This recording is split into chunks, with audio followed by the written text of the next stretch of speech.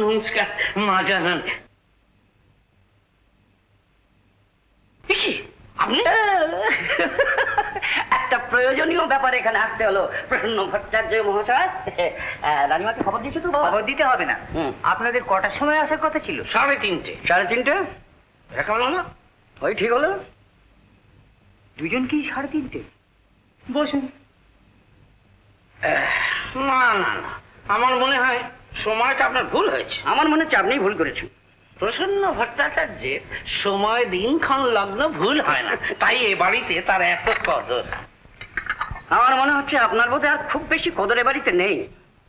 সেই জন্য মঞ্জুরি দেবীর বিয়ের ব্যাপারে এই প্রজাপতি দ্য গ্রেট ম্যাচ মেকারকে এখানে আসতে হলো। আপনি প্রজাপতি হন আর শুঁয়োপোকাই হন, এ বাড়িতে সুবিধা হবে না। এ বাড়ি আমার। তোমার? ওই যে রানীমা, ওই রানীমার বিয়েও চিকুজি কুষ্টি মিলিয়ে আমি ঘটিয়ে দিয়েছিলাম। রানীমা অকালে বিধবা হলে, একটি কন্যা ছাড়া আর পুত্র নেই। এই পয়েন্টটা যদি রানীমার কানে তুলে দিতে পারি তাহলে তোমার কপালে না অশেষ দুর্গতি আছে। পয়েন্ট? হ্যাঁ। তোর তাই ছাড়, নাহলে তোর মাথার টাই ছেড়ে দেবো, তোর টিকি ছেড়ে দেবো। ঠিক আছে, আবার বল, আবার বল। ঠিক তোর টিকি ছেড়ে দেবো। ছাড় বলছি। ঠিক আছে। 3:30। 3:30।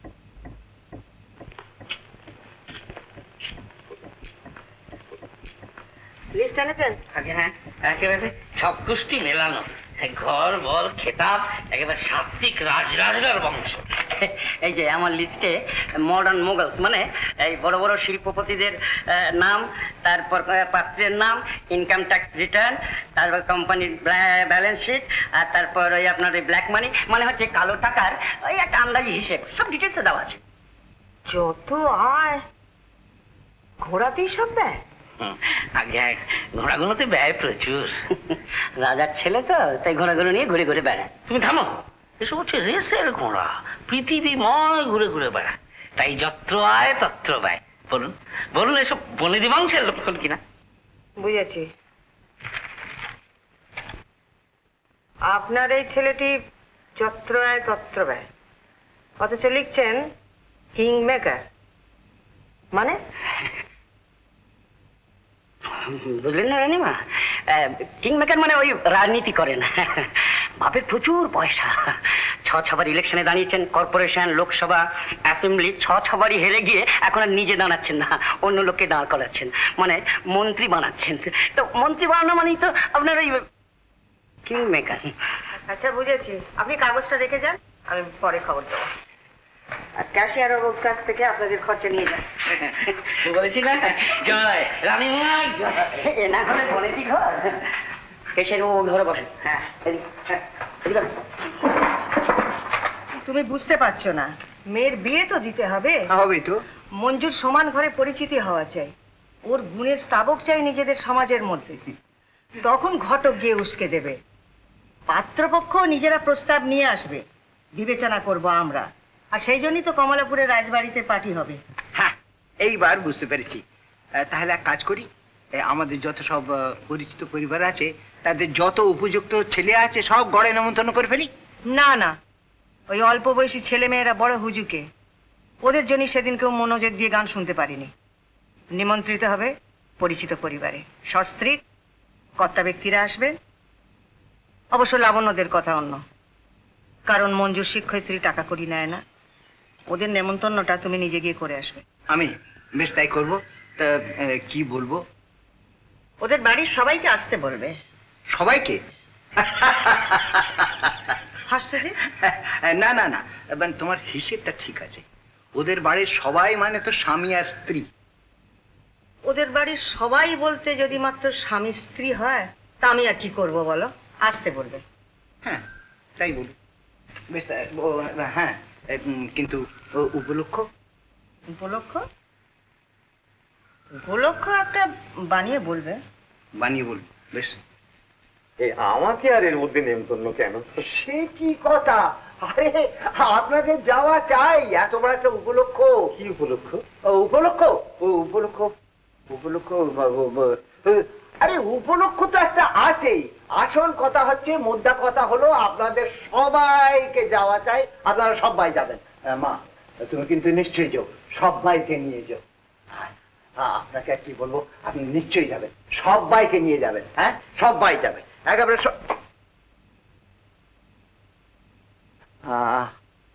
আপনি? আমি পরিচয় করিয়ে দিই, ইনি মামা বাবু, ও। আর এ হচ্ছে আমার ছোট ভাই নিমু। এই একটি ভাই। নমস্কার। নমস্কার। বেজা, আপনার কি করা হয়? ওই ঘুরে বেড়ানোর একটা কাজ, তাই ঘুরতে ঘুরতে দিদির এখানে চলে এসেছি। ও, তা বেশ। আচ্ছা, তাহলে তোমরা সবাই যাচ্ছ? হ্যাঁ হ্যাঁ, আমরা সবাই যাচ্ছি। হ্যাঁ, কিরে, শুনছিস তো? যাবি কিনা বলে দে। আমাদের গেলে মনে হয় না অনেক নতুন লোকের সঙ্গে আলাপ হবে, নয়তো আপনার সঙ্গে আলাপটা ঝালিয়ে নেওয়া যাবে। কি বলেন? হ্যাঁ, তা তো বটেই, তা তো বটেই। তাহলে তোমরা সবাই যাচ্ছ? সবাই যাচ্ছ? তুমি এখনো গান শুনবে? মঞ্জুরি, এবার আপনাদের একটু গান দিয়ে শোনাচ্ছি। আচ্ছা, আপনাদের সেই বড় তরফের গন্ডগোলটা মিটেছ তো? গন্ডগোল কিসের গন্ডগোল? ও কিছু না, আপনি কিছু বলবেন? হ্যাঁ, মঞ্জুরি এবারে গান গাইবে। ও আচ্ছা। রাগ সঙ্গীত আপনি খুব ভালোবাসেন? না না, হ্যাঁ হ্যাঁ ভালোবাসি, রাগ সঙ্গীত আমি খুব ভালোবাসি। মঞ্জুরি রাগ সঙ্গীতে গাইছে। ও আচ্ছা আচ্ছা, আজও জ্বালাবে। আজ একটু কাজ ছিল, পাশে আপনি অসন্তুষ্ট হন, তাই এসেছি। অ্যাকচুয়ালি না না, সে কি করে হয়? না খেয়ে আপনার যা চলবে না। আপনি বরং মশাই খাবার ঘরে আসুন। চলুন চলুন, আস্তে আস্তে উঠে পড়ি।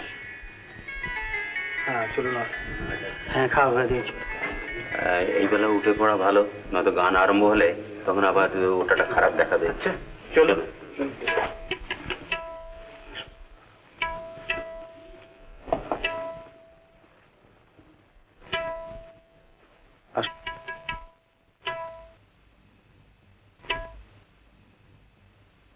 চলুন চলুন, যাওয়া যাক।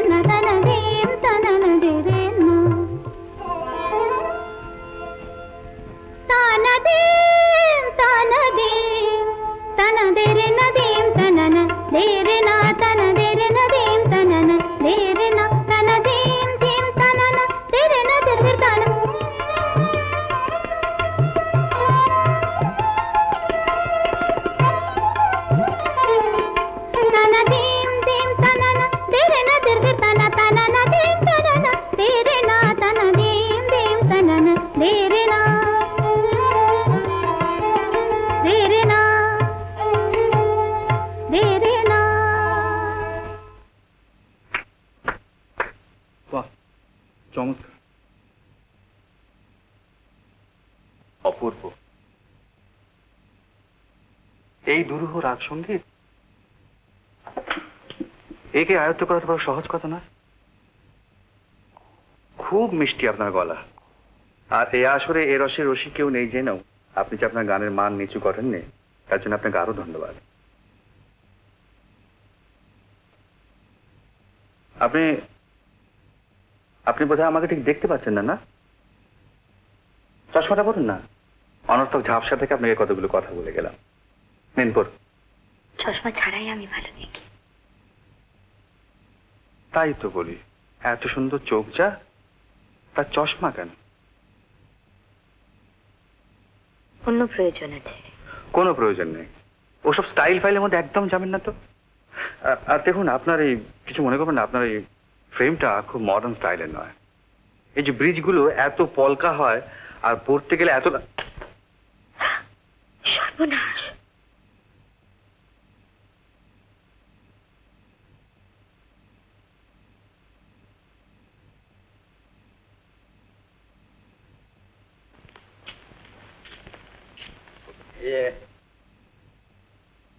কি খুঁজছো?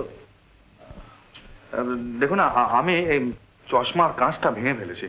চশমা? বলেছিলাম কি না, খসত বসন রসন চলি বিগলিত বেনি লুলনি। বলেছিলাম কি না, ঝড় একদিন উঠবে, চশমা একদিন ভাঙবে। তুমি বুঝতে পারলে না? ব্যাপারটা ব্যাপারটা তো না।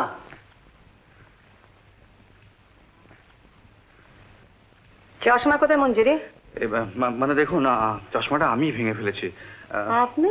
হ্যাঁ, মানে অসাবধানে ব্যাপারটা ঘটে গেল। আমি ওর গানের প্রশংসা করতে গিয়ে ও, মঞ্জুরির গান আপনার ভালো লেগেছে? হ্যাঁ, উনি খুব অদ্ভুত গান করেন না, বেশ। মিষ্টি গলা ওর। আমি তো খাবার ঘরে চলুন, আর অসাবধানী হবে না, বুঝলে? শুনুন, মানে ওর কোনো দোষ নেই, কিন্তু চশমাটা আমি ভেঙেছি। আপনার সঙ্গে আমার ঠিক পরিচয় তো? আগে না, আমার নাম নির্মল চৌধুরী, প্রশান্ত বাবু আমার ভগ্নিপতি। প্রশান্ত বাবুর স্ত্রী লাবণ্য, উনি আমার দিদি। ও, লেখাপড়া করছো বুঝি? আগে না, ওই পড়াশোনা শেষ ধাপ অনেকদিন আগে বেরিয়ে এসেছি। এমএ? দিদির ওখানেই থাকো? আগে না, বেড়াতে এসেছি। কোথায় থাকো? সঠিক কোনো জায়গা নেই অবশ্য। কি করো? সামান্য কিছু বলতে পারেন যে ওই লোকের জীবনের মূল্য খানিকটা বাড়িয়ে দিই। মানে? মানে মানে ওই বীমা কোম্পানির। ও, ইন্স্যুরেন্স ম্যান। ওটা খুব নেতিবাচক শব্দ, তাই আমি বলে থাকি যে লোকের জীবনে খানিকটা মূল্য বাড়িয়ে দিই আর লোকের জীবন সম্বন্ধে খানিকটা সচেতন করে দিই। খাবার ঘরে এসো। আগে হ্যাঁ, ও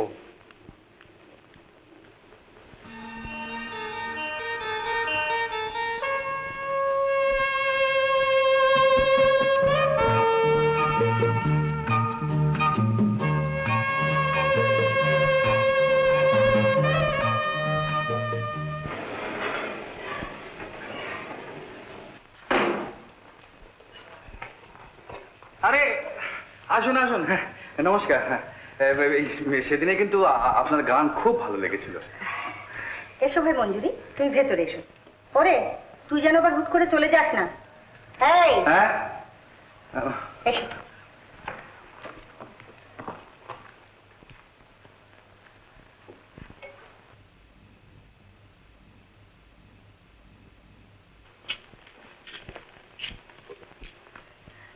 উনি আজই চলে যাচ্ছেন বুঝি? হ্যাঁ ভাই, আজই চলে যাচ্ছে। তবে হিল্লি দিল্লি না মক্কা তা ভগবানই জানেন। তবে আপাতত বোধহয় হোটেলেই যাচ্ছে। বাবা মারা যাবার পর টাকা পয়সা সব ব্যাংকে রেখে আপাতত ওই গাড়িটার উপরই ভর করেছে। ইন্স্যুরেন্সের ওপরতলার কর্মী, রোজগার মোটামুটি মন্দ করে না। তবে সংসারে একেবারেই মন নেই, হোটেলে হোটেলে থেকে জীবনটাকে একেবারে নষ্ট করল। কলকাতায় এলেও হোটেলেই থাকে। তবে কি জানি এবার আমার ভাগ্য সুপ্রসন্ন, এই দিদির কাছে প্রথম কটা দিন কাটিয়ে গেল। এই দিদি, আমি রেডি, এবার যাই। আচ্ছা, তুই বলে যা। হ্যাঁ, ওকে তো বলবো। দেখুন, সেদিন আপনার চশমাটা ভেঙে ফেলে আমি খুবই লজ্জিত বোধ করছি। তাতে কি হয়েছে? হ্যাঁ, তাতে কি হয়েছে? তুই সেদিন ওর গান শুনে কত প্রশংসা করলি, তাতেই সব দোষ কেটে গেছে। কি যে বলো দিদি।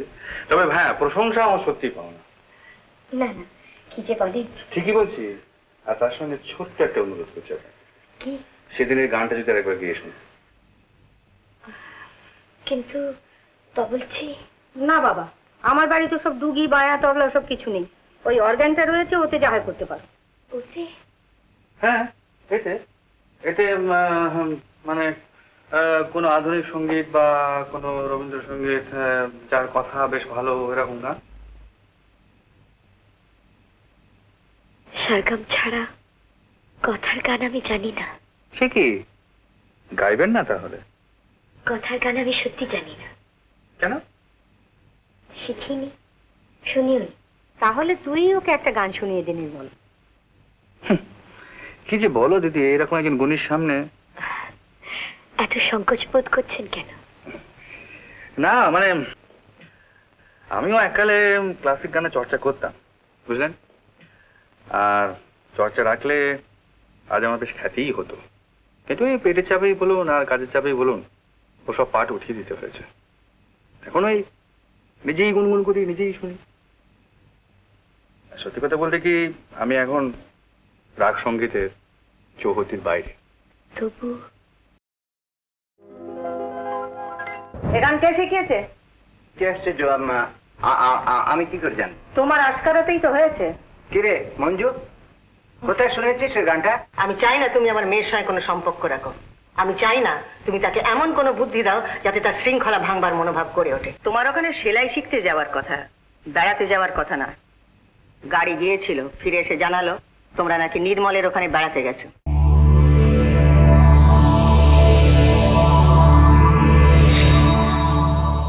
উত্তম কুমারের সেরা সিনেমা দেখতে হলে ডাউনলোড করুন ক্লিক অ্যাপ।